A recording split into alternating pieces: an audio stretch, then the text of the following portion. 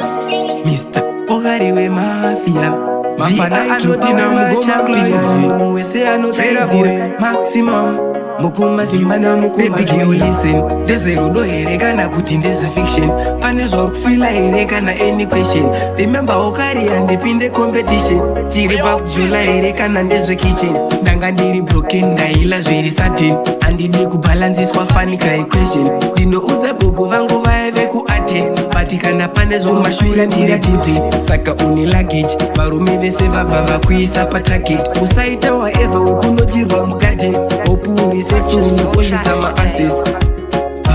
if you have something to do with me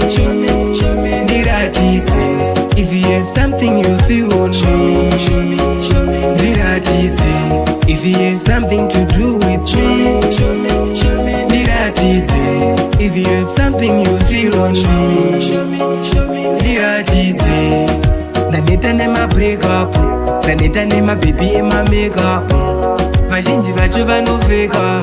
we ended up takuita mabreakup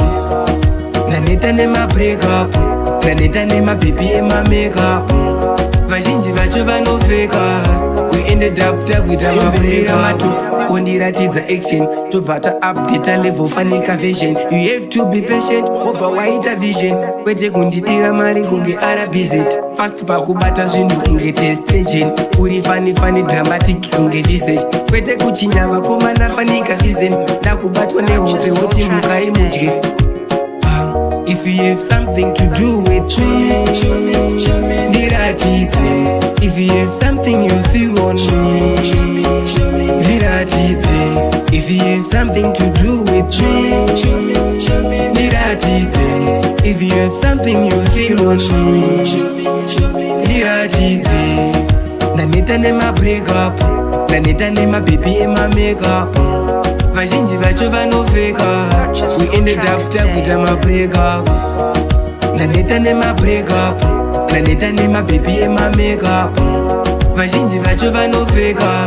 we ended up takuita mabreakup show me ndiratidze show me ndiratidze ndaneta nemabreakup ndaneta nemabebi emamakeup vacho vanoveka we ended up takuita mabreakup